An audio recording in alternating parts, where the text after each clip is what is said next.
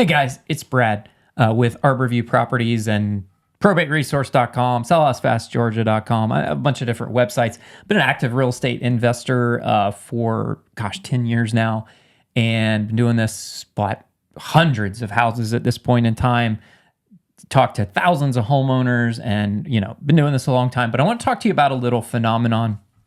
I say it's not a new phenomenon, but it's something that's been becoming more prevalent in our industry.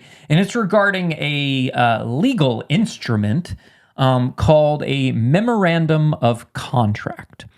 And what that is essentially it's a document, it's a memorandum, a memo to the world that gets recorded to the title of your property.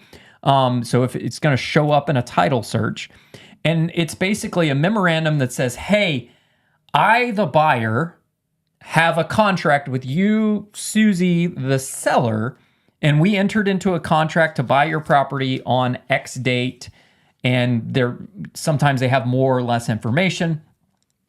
And here's the kicker on this. In the state of Georgia, I live in the state of Georgia. This video is mostly pertinent to the state of Georgia. In the state of Georgia, a memorandum of contract only requires the signature of one party, which is generally me, the buyer. I would file it on you, the sellers. By the way, I've done a few of these over time, but I don't like to do them. I only do them in very, very extenuating circumstances. There have been a few instances where I was literally about to get into a lawsuit with someone, so I did file this in preparation of a lawsuit. But again, I told you I've closed hundreds of deals. I filed 4 of these in hundreds of deals over the years. So that I very seldom do I file these. But there are people that literally file these on every single property they put under contract. Every single time they get a contract, they file it. So in Georgia, it only requires the signature from one party, which is typically the buyer signs this and gets it notarized and says, I'm attesting to the world that I had a contract to enter into a sale with Susie, the seller. Okay. In some states, it requires consent from both parties. So the buyer and the seller both have to sign this memorandum of contract and get it notarized in order for it to be recorded. The clerk of courts will not let them record this unless it has signature of both parties. That is not a requirement in the state of Georgia. Personally, just in my personal opinion, I think it should be. I think it should require the consent of both parties to sign. But let me tell you how this gets abused. Okay, this is a very legitimate document. Like I said, I've used it in certain circumstances, and it has worked out for me 2 out of those 4 times. One of those 4 times was actually I was trying to protect a seller because she was being literally physically threatened by her nephew who had a title interest based on some heirship of a property. And the nephew was threatening this woman. She wanted to sell us her house she'd lived in for 30 years.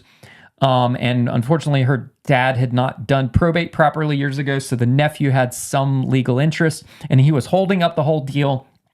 He was a piece of crap human being, druggy, tweaker, and he was threatening both of his aunts, this sister and her other sister, and basically trying to threaten them to force them to deed the property to him.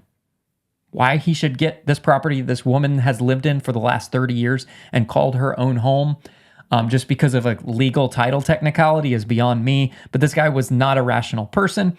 Anyways, I filed a memorandum on that to protect her just in case for some reason this got a little heated and title was attempted to be transferred. This would show up and someone would call me and be like, hey, this is showing up on title. What's this about? And I would explain to them the situation and say, hey, make sure this lady's not under duress and make sure this is what happened.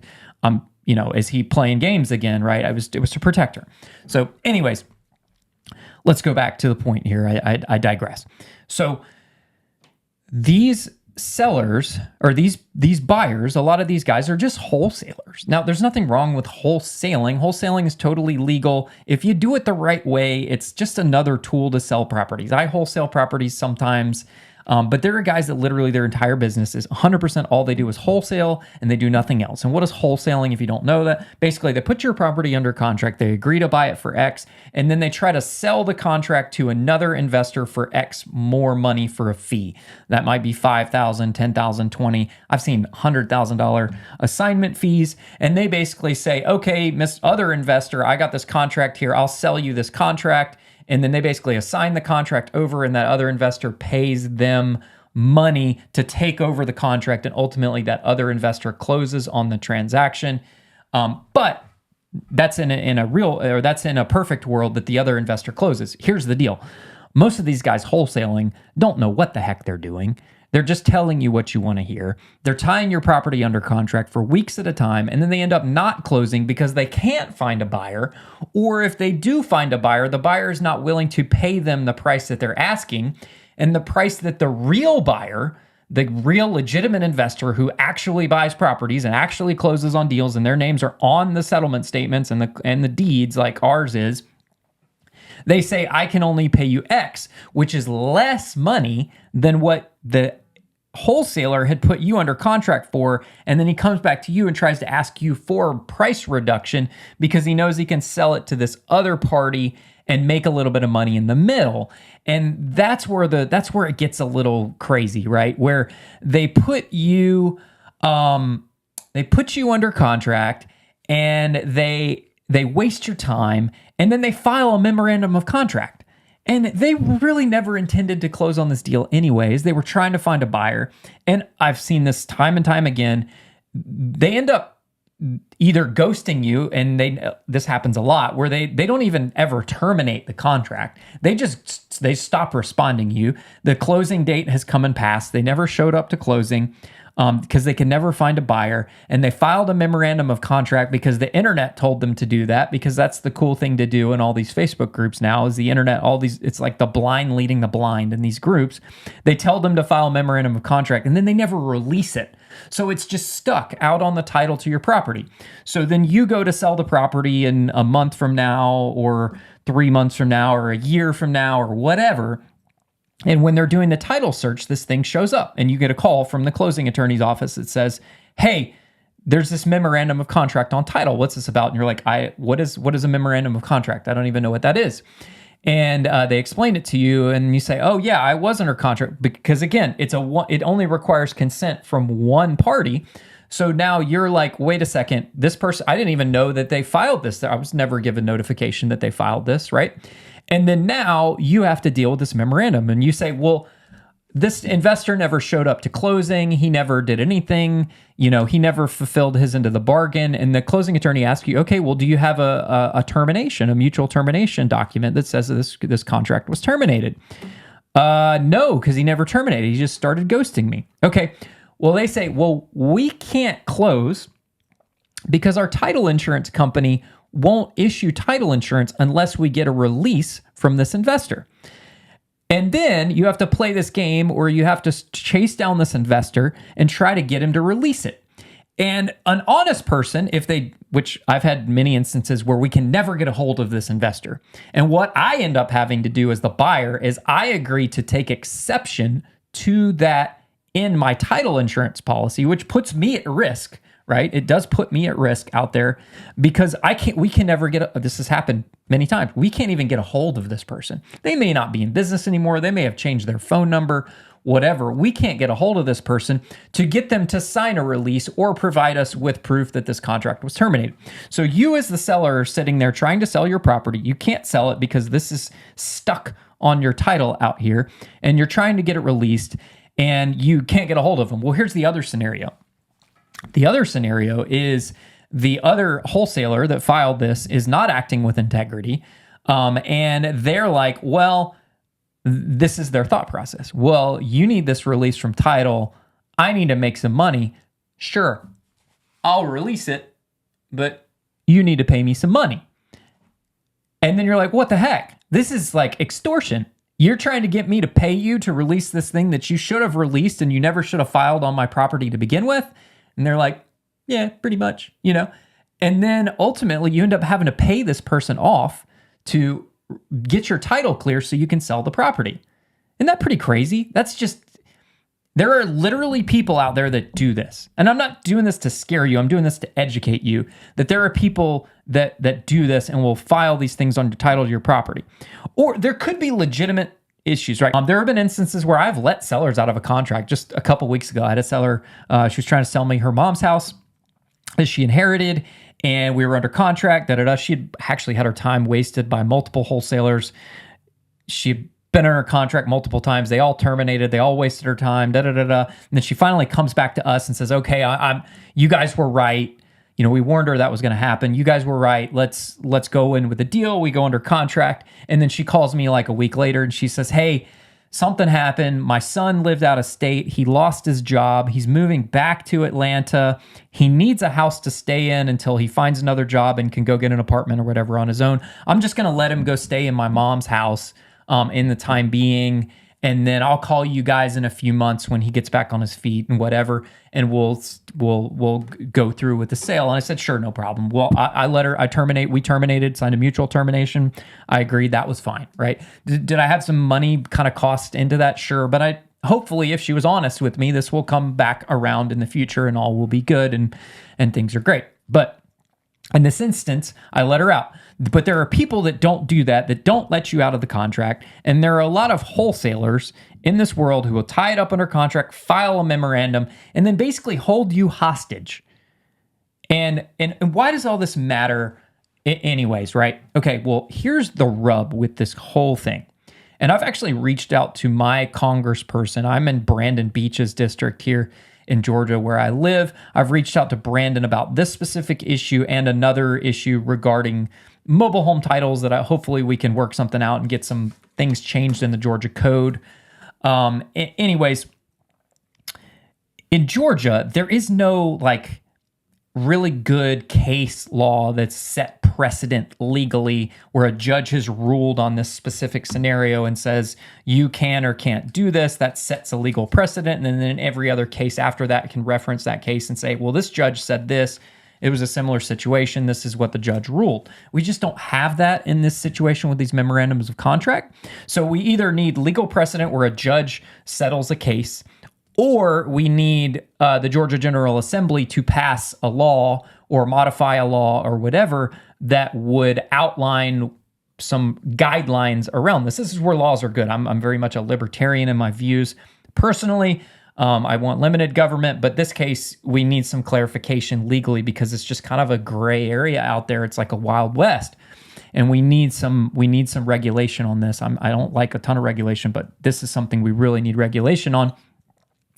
And I'm looking at it and I say, I was going to talk to Brandon basically, okay, how can we put some guidelines in place that says, honestly, I think the best solution, the easiest solution to this is it requires the signature of both parties, period. Because if someone's filing a memorandum and you, the seller, say, no, I'm not signing that, well, they need your signature to file it. So they can't ever file that. So therefore, it never goes through. I think that's really the ideal solution to this. And then maybe some guidelines around, you have to have certain things in your contract or whatever. That might come about. I don't really know. But either way, the whole rub with all this is there's not a lot of case law. So what happens? So whenever you sell a property, generally you're going to get title insurance from a title insurance company. So the title insurance underwriters are assessing the risk of the transaction. And if there is a memorandum of contract on your property, in theory, someone is saying, hey, I have some level of legal claim to this property. I was going to buy it, whatever. And they have a certain amount of time, certain number of years where they can sue you to, if the deal doesn't go through, they can still sue you and have a judge compel you to sell the property if they've done what they said they were going to do and they can prove that in court. Well, again, there's not case law around this. This hasn't happened. And there's so the title insurance companies, because this is technically a claim to the property, they're being conservative and saying, hey, we're not going to get involved in that. You really need to figure this out on your own and get this released, and then we'll issue title insurance. So that's where the problem is that you can't sell the property because you can't get title insurance on it. Fortunately, you have like savvy investors like me where I've bought many properties with these memorandums on them.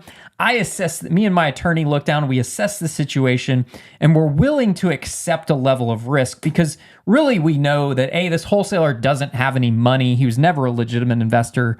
He doesn't have any money to even hire. He's going to have to hire an attorney to sue you. He doesn't have the money to sue you, nor is it worth his time to sue you. And then also, if we can get a copy of the contract, many times, we get a copy of the original contract and we can see that the wholesaler never lived up to their end of the bargain, or their contract was never like met the rules in Georgia of a legally binding contract. So we can just kind of throw it out and say, you never had a valid contract to begin with, so good luck suing, because if you go to a judge, he's going to laugh at you and tell you to go home and dismiss the case. And then the seller wins and you lose. So we can ignore them. But a lot of, depending on the closing attorney you're working with, some of them don't like to play that gray area. They're very conservative and they're not willing to do that. Whereas the attorney I work with, he knows the game. He and I know the game. We understand the legal risks, right? There are some legal risks involved.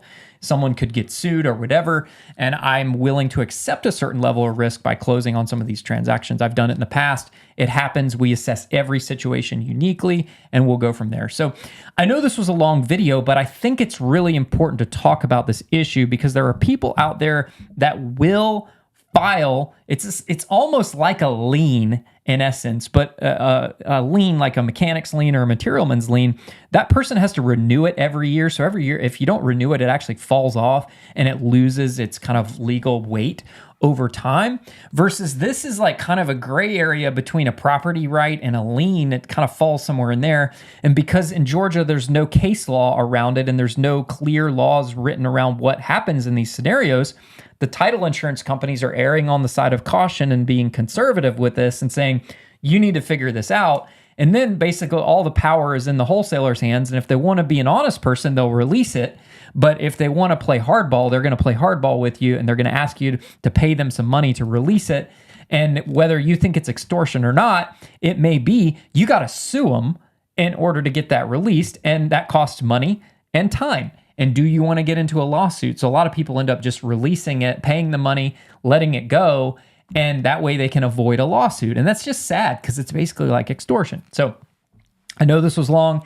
I think it's a really important topic though, and I think people need to know about this and what happens. So I appreciate you checking out the video, guys. If you check out some of our other videos, I do a ton of videos about all kinds of real estate topics. If you've got a property that you need to sell, we'd love to make you an offer on that property. Like I said, I've been doing this for 10 years, bought hundreds of properties. I'm not the newbie wholesaler, very experienced, got a great team behind me. We'll make you an honest offer on your house and we'll actually close on the transaction like we say we're going to do.